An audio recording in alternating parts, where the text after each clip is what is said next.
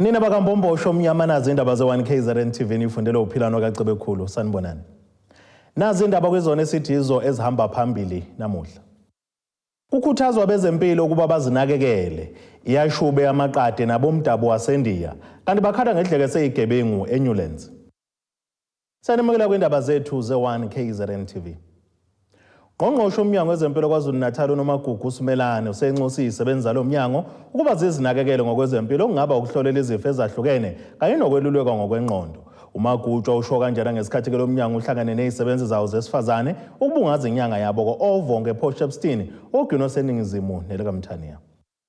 Ibiswenkile iconsi Mbokode esebenza ezinhlakeni ezahlukahlukene zomnyango wezempilo kumcimbi wabo okubungaza inyanga yabo nokutusa iqhaza labo kumsebenzi abawenzayo. Kulombungazo busovonge Potchefstroom ogwino seningizimu nelekamthaniya kunxuswe Mbokode ukuba izinakekele. Abasebenzi bezempilo bayasebenza bayawusiza umphakathi kodwa sikubonile ukuthi in the past baningi abanye abadlulayo emhlabeni abanye abagulayo baguliswa izona izifo lezi siyaye sikhulume nomphakathi ngazo. So okunye ke as part of empowerment ebesikhuluma nabasebenzi bezempilo ukuthi nabo abaqale ngokuyinakekela kuqala so that in future bazokwazi ukunakekela abanye bebe bephila or bazokwazi ukunakekela umphakathi bebe bephila. Sikhuluma ke lapho ngama non communicable diseases isifo sikashukela BP, you know, you can think of it. Saphinde sakhuluma ngendaba ye mental health njengabantu abasebenza ngokugula baphinde babone abantu abadlulayo emhlabeni isikhathi esiningi signotisile ukuthi kuyaba affecta abanye babo, in fact almost all of them kuyaba affecta psychologically. So sikhuluma indaba ke yokuthi yipi indlela yokuba supporta psychologically ngoba uma bengasupportwa umnyango wezempilo bazongakwazi ukuthi bakwazi ukuphila kahle. Lo mgubho wethakaselwe kakhulu naye Mbokode ebeuthamele. Ngoba bekumele sizotshengisa ukubonga kuba bonke abantu besifazana abasebenza emnyangweni wezempilo. So bekubalekile ukuthi lo suku lube khona sizoba celebrate bonke kusukela kulo obonakale kwi level ephansi kuze kuye kulo oyisenior management. Namhlanje bekufana wonke umuntu regardless of i level akuyona. Ukuba nje sibungazele olusuku abantu besifazane babongwe batshele ukuthi babaleka kangakanani emsebenzini bayathandwa. Silujabulele kakhulu ke lolusuku lusigqugquzele kakhulu njengabasebenzi. Kusasa sizawusebenza sinamandla amakhulu. Kulomcimbi kuphinde kwakhuthazwa nabasebuholini ukuthi bahole ngobuqotho baphinde besekelane. Laba abakwi management abakwazi ukumanage ngendlela eqotho bakwazi ukuthi ba support abantu besifazane abanye abangaphansi kwabo bakwazi ukuthi njengoba abakwi management bekhuphuka kube khona abantu besifazane abakhuphuka nabo.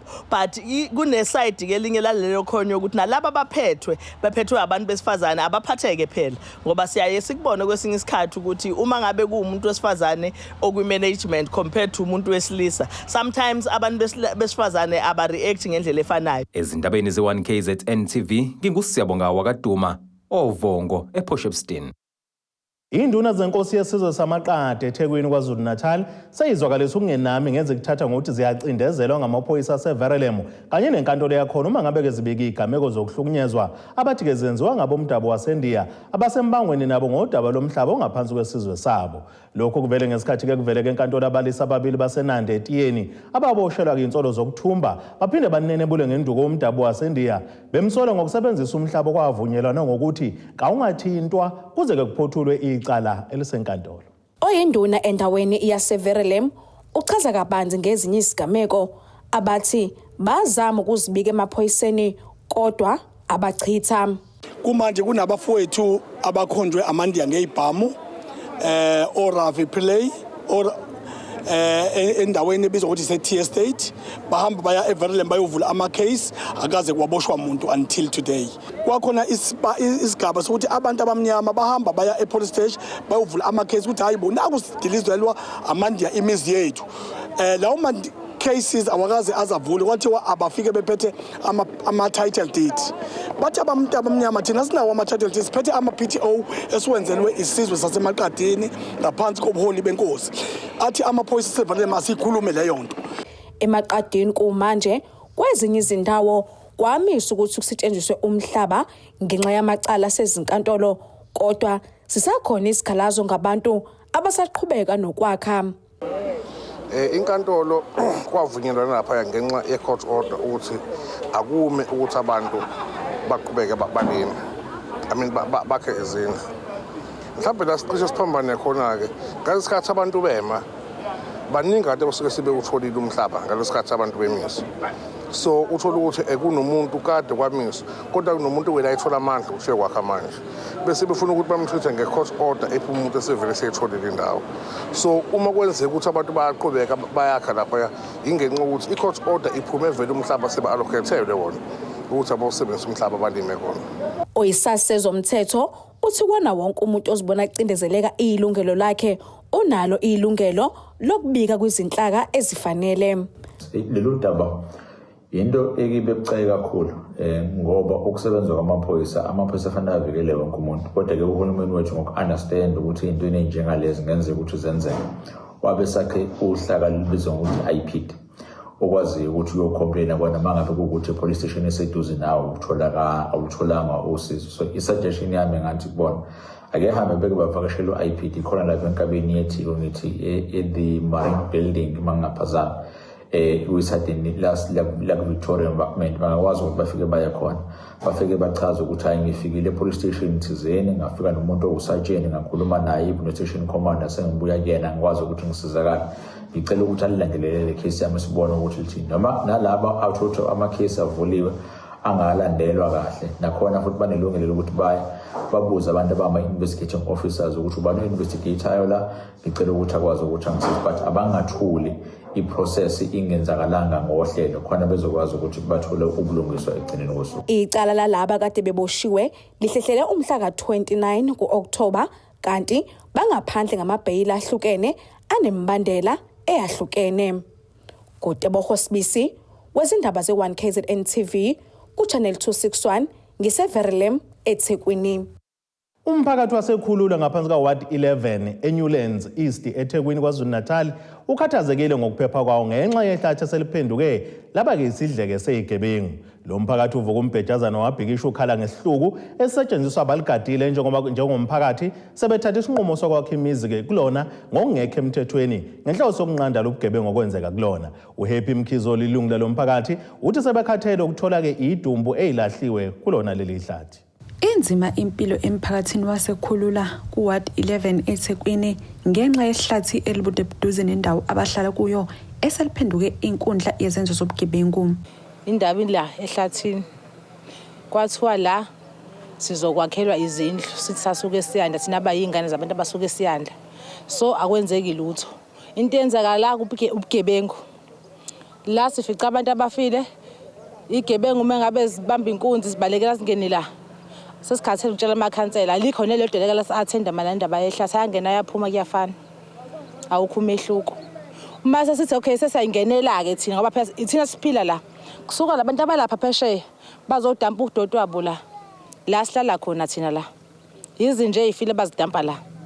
Mase sithi sayingenela thina as umphakathi la ngoba sikhathele ukubika amakhanseleni abasizi ngalutho siyashawa ngama-rubber bullet. Hhayi ukuthi khona ubugebengu esibenzayo sifuna ukwenza indawo yethu ibe right ngcono kube yithina sihlala la phakathi kuze sovimba bonke lobugebengu benzeka la.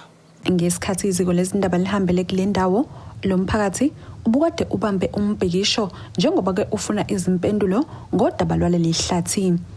Lo mphakathi ulandise ngey'gameko ey'nyatisa igazi ezigelwa-ke lapha ezifaka phakathi ukutholakala kwembungu elahliwe, izidumbu ezingaziwa, imfucuza nokunye-ke okuningi. Bathi-ke muva nje kunowesifazane obanjwe eluma-ke ingane indlebe kulona leli hlathi. Laba bathi-ke bathole ukuthi kunezindlu okufanele ngabe zakhiwe khona-ke kule ndawo. Amasayithi usuka le eqaleni uzojika le amasayithi ala le ndawo nezitamkoko zinemigaqo already zi-erected. Sithembe sithi siyahamba ngoba ayikho imigudu esingayihambanga siya kwamasipala size siya ka-town planning kuyothola imap yakhona.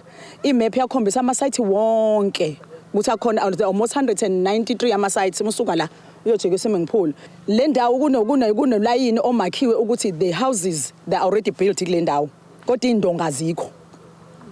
izinto ngazikho kodwa kuveza kuthiwa le project siyaphela izindlu zikhona kusho ukuthi lezi ndlu ihlala abantu kodwa ke kuyihlatha kho lutho sengize ngaphumela kamakhelwane ngaqasha because sibaningi ekhaya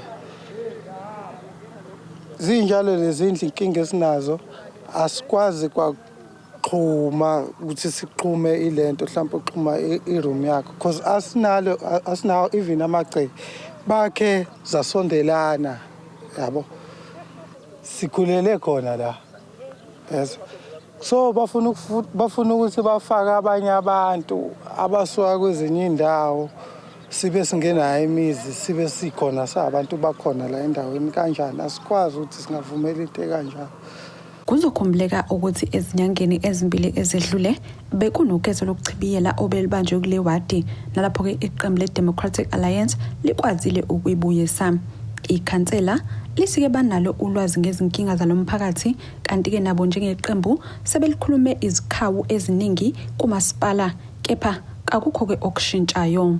So if you look at this area, you can see there's housing numbers here and there's roads, which means there's already storm water, sewage, whatever infrastructure is already in play, which I'm assuming is the next phase for housing. So I would assume by the members of the community that might be upset, they could see that this is obviously marked for housing. So I'm assuming there should be some form of phase that should be taking place. Imizamo yokuthola ukuphawula kamasipala iyephonzile ezindabeni ze-1KZNTV kube kuntomkhona Mvubu ngisethekwini. Umengameli weqembu le-ABC uPhilani Mavundla useyebabele enkantolo ephakeme yaseMgungu Ndlovu ukuyomangalela labo abachaze ngokuthi kabasona isigungu keseqembu esiqondisa isigwegwe emva kokumiswa kwakhe. Kuzokhumbuleka ukuthi isigungu esiphezulu saleli qembu simemezela ukumiswa kwaMavundla kusithangamisa bezindaba eThekwini ngeledlule simsola ngenkohlakalo kanye nokusebenzisa amandla ngokungafanele. Umengameli weqembu le-ABC uPhilani Mavundla uveze ukufaka amaphepha enkantolo ngodaba lesigungu esiqondisa igwegwe ke-ABC elimisile eqenjini ngesonto ledlule. Izolo besenkantolo siyofaka amaphepha ngalolo daba lolo aphinda ke futhi anikezwa laba abayibiza ngesigungu esiqondisa igwegwe. Silindele ukuthi udaba ke liyoqulwa enkantolo enkulu eMaritzburg ngolesihlanu. Uma ngabe seliquliwe ke sobe sisazi ukuthi okuyikona ikuphi okuyiqiniso okanye ongekhona ngoba awukwazi ungahamba uphikisana nabo bonke abantu abanohlobo oluhlukile lokuphila emzimbeni yabo kodwa ngolesihlanu sobe sisazi. Uqhube ngokuthi akakwazi ukuphendula umuntu ojikijele ngabonakala. Kade kukhona isigungu esiqondisa igwegwe sabeka ngokusemthethweni esaziwayo se-ABC. Kwase kuba khona isigungu esiqondisa igwegwe esibekwe ngaphansi kwesihlahla esingaziwa kwi-ABC. Inkantolo ke sicela ukuthi sitshele ukuthi isona sipho kuyisigungu esifanele. Ingakho ke sithi asikwazi nokuphendula ngoba umphendula kanjani umuntu okujikijele esehlathini ungamboni. Khona manjalo beseveza ukuba usola isandla semfene kule mbhikisho lokuqhubeka emvoti. Sazi ngamasonto amabili edlule kwakhona inkatha la imasha izolwa nathi ibiza ngamalungu omphakathi. Nayizolo kuphinde kwenzeka into efanayo kodwa ukudaba liqale kaKhansela uDlamini ka-Ward 7 election lade kuhlanganelwe khona nasenseleni futhi lade kuhlanganelwe khona kuhlelwa ukuthi akuzuliwa emvoti. Izinto abayibekile inhlanu ntombi abathi bafuna zenzeka ayikho eqondene nendaba ye-service delivery. Konke okukhona bakubekayo umavundla kaphume. Kade ngimenyezelwa ke kusuka uLesihlanu umgqibelo esonto ngimenyezelwe indaba ukuthi kuziwa imvoti izolo kuzokhishwa umavundla. Mhlambe ke asitshele nje nabalaleli emakhaya ukuthi awukhiphi imengo ukuthi umemezela uthatha abantu nezinduku namahawuthi ayokhishwa uphathe nemkhonto. Kodwa kwenza uye ube ikhansela uhlala emkhandlweni bese uba nezinombolo zokwenza lokho iningi. Bese kuyayikhipha ke meyakulona futhi icala ukuyikhipha sengakhishwa nje mina kwaye ikhashana nje ezimbalwa ngaphuma la emvoti ngo2013 ngaphuma eThekwini ngoJanuary kona lonyaka senganzeka ngiphinde ngiphume la emvoti kodwa ngenqubo esemthethweni hayi ngoba kukhona abantu abaphethe induku nezagile. Izolo ke bekunezinsizwa nje eziningi iqulu kodwa ke asikusho lokhizwe lazi ekseni ngabo 4 izolo kuboshwe izinsizwa ezine akade hijacka itruck ngaphandle komdlovane itruck yezinkwa. Injongo ukuthi kuvinjwe itruck belivinjwa ukuthi kuthathe izinkwa ukuze kuzofunzwa ukudla labantu abaningi bebegcwele idolobha ebekade bezomashela uMavundla. Aboshiwe-ke iy'nsizwa ezine, kwaboshwa nemoto-ke kaMhleli wemasha ubaba uncane uShange waseNgoma. Kwaboshwa nomfana wakhe akade drive imoto kababa wakhe kuyodunwa iloli lezingu. Ngakho-ke isimo sesemvutho sesiqala ukuthi uthukuthuku ukuthi ungaqondi ukuthi umphakathi nozovimba iloli lezinkwa, umphakathi uyithatha iveni. Siyazi-ke iveni ukuthi eyelunga elikhulu eliqavile elihola inkatha emvutho. Thobeka Dladla ezindabeni ze-1KZNTV ngisemvutho. Ake sithi ishelele etorweni nabeselo sobuye sibuye nezinye zindaba.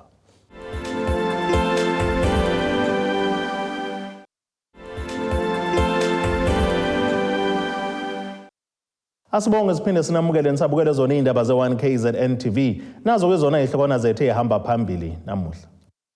Kukhuthazwa bezempilo ukuba bazinakekele.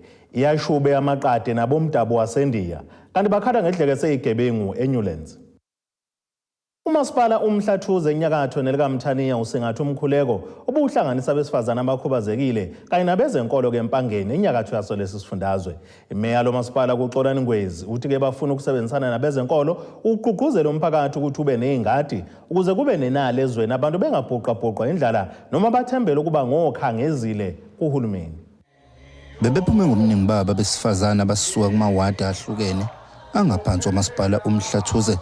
Njengoba lo masipala ubusingethe umkhuleko, imeya lo masipala uXolani Ngwezi iveze ukuthi abagcini ngomkhuleko kuphela kepha baphinde banikelela ngezihlalo ezinamasondo kulabo abakhubazekile, baphinde bakhipha nezimbewu uqhuqhuzela abantu ukuba batshale emakhaya. Angeke sishiye eceleni i-influence noma ukwethenjwa abaholi bethu bezenkolo abanakho emphakathini wethu. So kubalekile ukuthi ngesikhathi sikhuluma thina ukuthi izwe lethu silithuthukisa kanjani kodwa singabashiyi ngemuva ngoba bayakwazi ukukhuluma nabantu babalalela babe ingxenye. Angingabazi nje ukuthi ukusuka manje kuya phambili udaba lolu hulumeni osolumehlule iminyaka luka one home one garden abefundisi mabeke bapartnerisha nathi lapha eMhlathuze i-food production la endaweni yethu yaseMhlathuze izokhuphuka ngesikhulu esiveneni ngoba abefundisi bazokwazi ukusilekelela ukunaka lo msebenzi isonto nesonto usuku nosuku ukuthi abantu bakithi bayalima yini, bayaproduce yini, bayachelela yini ngoba abantu bakithi abakwazi ukuthi ibandla lingasenza singabe accountable to lona ngoba amabandla semphakathini amabandla fanele akhulume nathi amanzi engekho. They must hold us accountable. Imeya iphinde yaxoxa kakhulu isigameko zokuhlaselwa kwabesifazane nezingane nokubonakala kudlangile kakhulu kuleli. Ungwezi uthi kumele basebenzisane namabandla ukushumayela ivangeli lokulisana nokuhlukunyezwa kwabesifazane. Udaba lwe gender based violence njengoba sazi sonke ukuthi lapha eNingizimu Afrika singelinye lamazwe elingenzi kahle kunakekelweni kwabantu besifazane, izingane nabantu abadala. Siyizwe nje elibalwa njengezwe elinodlame. Kubalekile ukuthi without ukuthi kukhulunywe yithi lokho njengosopolitiki kodwa amabandla alishumayela leli ivangeli usuku nosuku ukuthi ake kube nokuthula siphathane ngendlela enikeza isithunzi namalungelo abantu kuwo wonke umuntu ukuze kwehle igameko lezi esizibonayo nesifunda ngazo usuku nosuku. Izindabeni ze-1KZNTV kubika ukuthi abantu maphumulo empangeni. Uvalo kemphakathini wakaMpumuza eMgungundlovu njengoba ukhala ke ngomgwaqo osuphenduke waba ingozi kuwona. Laba bathi lo mgwaqo walinyaza zimvula usuphoqa abamatekisi ukuthi bengabe besangena ngaphakathi okwenza kube salukhuni sathi ukuthi ke beyogibela. Bathi njengoba kuza ke isikhathi sezimvula zasehlobo nje isimo sesizokuba nzima kakhulu. Baveza ukuthi sebemashele emahhovisi omnyango noma umasipala kumsunduzi ikhaweni ngana kepha kabelitholi usizo. Umphakathi wakwaShange kwaMpumuza uthi ubhekene nengwadla yomgwaqo waguguleka ngesikhathi sezikhukhula okuyimanje isimo sesisibi kakhulu izimoto sezihamba ngokuphoqa. Umgwaqo uhlukumeza ukuthi amakhumbi sigcina phezulu isihlahleni singakwazi ukuthwala ukuza nemthwalula. Mesidileka nempuphu konke yonke into amakhumbi adangeni ngoba umgwaqo ubugudlugudlu. Njengoba lizonetha nje sizosala phezulu lapha amakhumbi afuna ungena sehlupheka kakhulu siyahlukumezeka indaba lomgwaqo asazi senze njani sekukaningi kakhulu isikhala.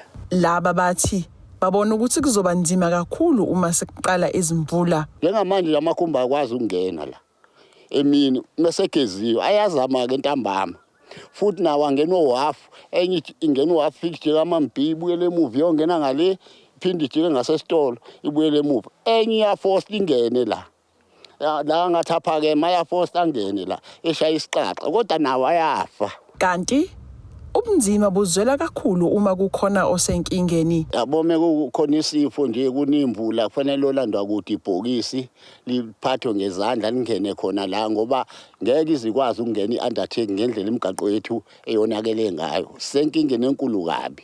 Noma gula umuntu ayikwazi ukuthi ungabize iambulance ikwazi ukungena. Kufanele nimthwala umuntu nimtete nizinombeka lapho ku-ambulance. Oyikhansela kule ndawo uthi side isikhathi wavalwa lo mgwaqo.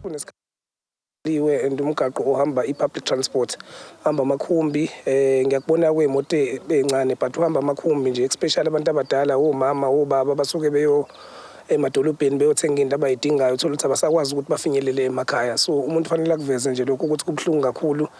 Siyafisa nje ukuthi umasipala usondele ngesivinini ekuzolungisendela udaba ngicathi udaba futhi olaziyo because sengilibikile many times ikhathi eziningi nomphakathi uke wasuka la City Hall siyokhala ngalomgaqo ngangihamba nawo umphakathi but up until today baqinisile ukuthi ke kuncane noma kukho okusenzakalile uku-addressa lesimo lesalomgaqo njengoba sisawubona namanje ukuthi usaka nje. So kubhlungu kakhulu njengoba kuzozihlobo it's true ukuthi ke ngekhambeke all together even nabantu abahamba ngeenyawo ngeke bakwazi ukuhamba uma ukuthi ke kungene ihlobo noma kunimvula kusanje kulomgaqo. Umsomi unxusa iziphathimandla ukuba zingenelele kule nkinga. Si understand ukuthi umsebenzi mningi nemali encane but siyacela ukuthi bake basondele bazowenza lokho abazokwenza la ukuze kwazi ukuthi ke uhambeke noma sinesifiso ke sokuthi ke ngelinye ilanga umgaqo siyafisa ukuthi ube yitiyela noma ubukhonkolo khona singesiloko esibabiza njalo ukuthi ke abazolungisa umgaqo usubhodlukile abazolungisa umgaqo usubhodlukile because sinenkolelo ukuthi mabengawenza ubukhonkolo noma bangenza ube yitiyela singakhohlwa nathi bona futhi singakhohlwa nanokuthi umphakathi lo ucomplaina ngalendlela because umphakathi uyavota but it's true ukuthi usubone ngazuthi awunakiwe. Ezindabeni ze1KZNTV ngu-Nabomdabu isemgungundlovu. Umqeqeshi weqembu Milford FC egijima kesigabeni seMotsepe Foundation Championship okunga-Asanda Mvalo uthi bazoya bezilungiselele kumdlalo wabo ne-Orbit College abazokudlala ngomgqibelo enkundleni Princess Magogo eThekwini. Lo mqeqeshi uthe emva kokuhlulwa kumdlalo wabo oqala bazovuka bayithathe kwazise kubalekile ukuqoqa amaphuzu kusaqala isizini. Emva kokuba iqembu Milford FC lingakwazanga ukuqoqa amaphuzu agcwele kumdlalo walo oqala weMotsepe Foundation Championship libhekene neMaritzburg United, leli qembu lithembisa ukuvuka lisithathe kumdlalo walo wesibili elizodlala ne-Orbit College ekhaya. Umqeqeshi waleli qembu Asanda Mvalo uthi bazoya kulomdlalo bezilungiselele kwazisa naleli qembu i-Orbit icishe idlala ibhola elifanayo neleMaritzburg United. Now we're playing a second game against the Orbit. This is the team that plays similar like Eyamaqadi. So the game Eyamaqadi is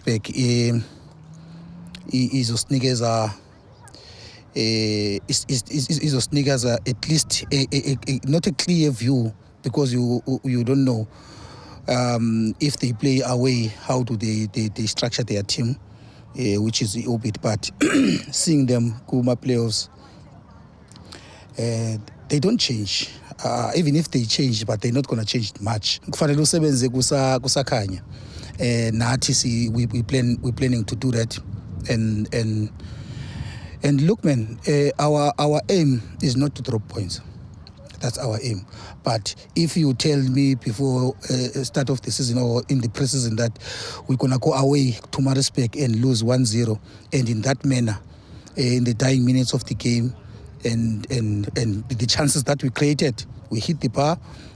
The other one was cleared on the line. Milford FC emdlalweni wayo oqala yaguqa ngegoli elilodwa kumdlalo elaliubambe ngendlela ngaphandle kokuguqiswa iMaritzburg United.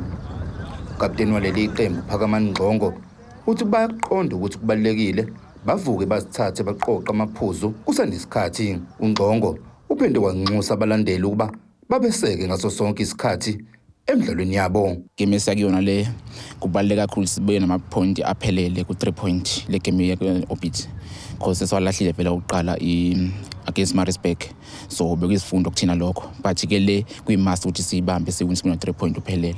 Kubalandeli bethu bengadikibali bekuyi first game besuka kuyona, so siyadinga kakhulu kahle sidepende kunina ukuthi sibamba ama games asibona ama-point aphelele kubona, bengeza ngobuningi babo bebekhona bephelele bonke.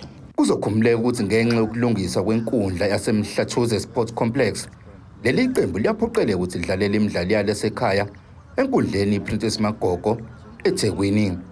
Ezindabeni ze-1KZNTV kubika uThabani Maphumulo eRichards Bay. Ake siphinde sethi ishelele ey'tolweni nabesilo sobuye sibuye nezinye zindaba.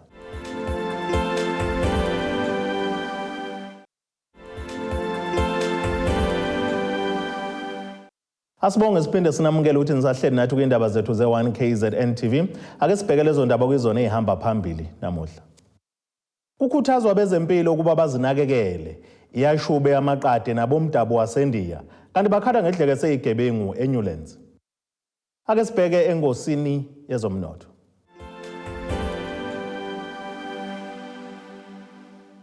Iranda kuleli ngu-18.81 kuyidola laseMelika libe ngu-23.99 kupondo waseBrithani libe ngu-20.65 maliqhathaniswa ne-euro yase-Europe. Intengo yegolide yona ime $1,937.40 ounce kuthi intengo engahluziwe yona ibe ngu-$85.34 umphongolo. Ake sibheke engosini yezemidlalo.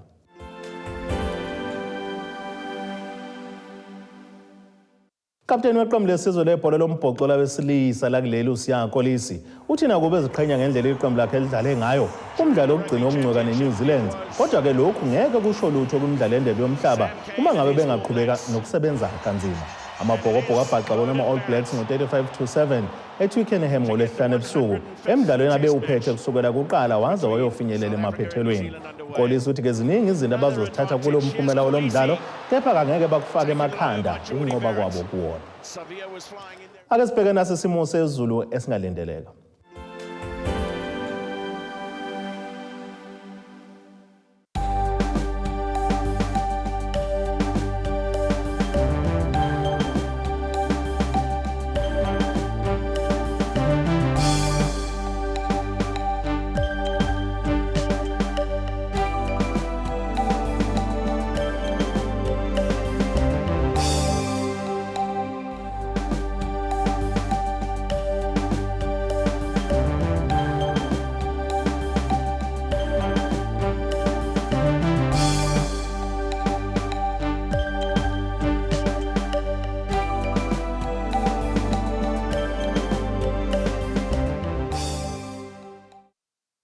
Iyani nabakaqamba nankomo zilahlekele zodliwa umdlebe kwasoshangano kamzimba umntwana nethemba lonke le indaba sithi khuma.